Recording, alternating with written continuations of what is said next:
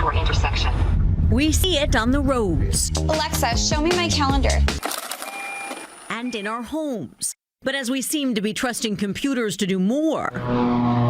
System has control of yokes. Would you? Increase speed to 145 knots. Could you? Airplane is now accelerating. Fly. Good job, robot. Jonathan Beast Beers spent 16 years as a military pilot. Now he spends his days riding shotgun to a robot.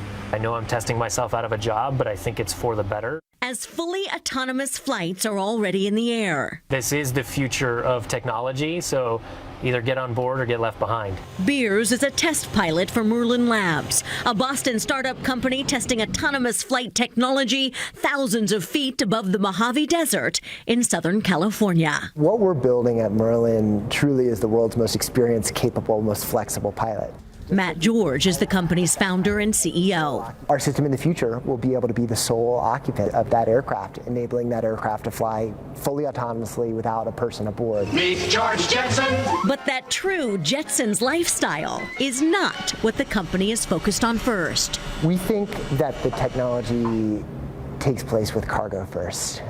Eventually, I think we'll start to see some transition to that true Jetsons future, where everybody has a flying car in their driveway.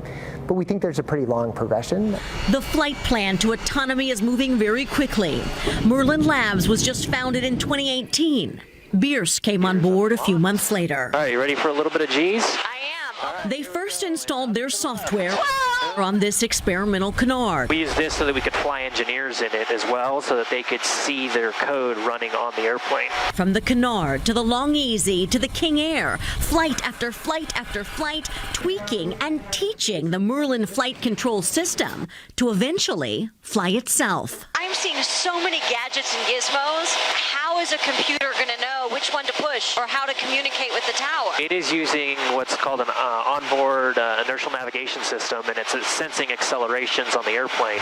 The challenge is in getting the plane to fly straight. As autopilot has been around for decades, it's like cruise control on your car. Full autonomy requires the computer to make decisions like how to avoid other things in the sky. Once that airplane gets towards a certain bubble around mine, it'll deviate and say, I need to avoid that plane. It's got basically three options.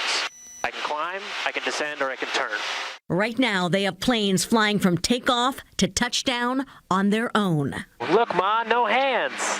But this technology won't fly unless it can communicate with air traffic control. What are they connecting to? Which is why on this day, engineers in Boston and pilots in California were working together on voice commands. November 90 Delta for traffic. Climb and maintain 6,000.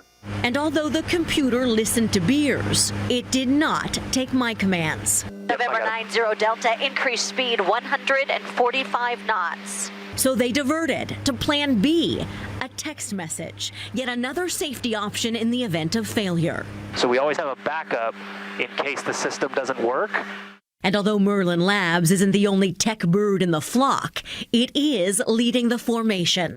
Working with the FAA Center for Emerging Concepts and Innovation. We are the first ever company in the world to get certification basis on a takeoff to touchdown autonomy system. You guys are this new, fresh company, and you are literally competing with Boeing and these other companies that have been around for decades. We're competing and winning. We're pushing the boundary of what's possible, but doing that in a safe way in collaboration with our regulator.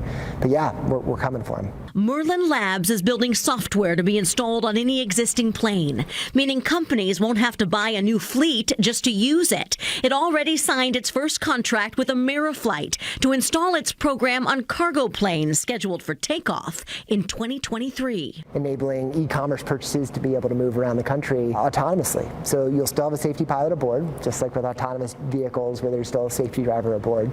But the aircraft will be flying autonomously from takeoff to touchdown, integrating with air traffic control and carrying your Amazon purchase in the back. So at first, it may be one pilot instead of two, and then none. But since the plane is flown by a computer, Bierce says there are many advantages. It doesn't care what it sees in front of it. It's only using data in order to fly. Bad weather, smoke from wildfires, or rugged remote terrain are no longer factors for flight.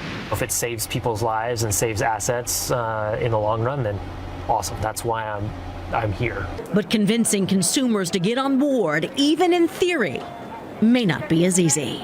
Building that social license with the public is really critical.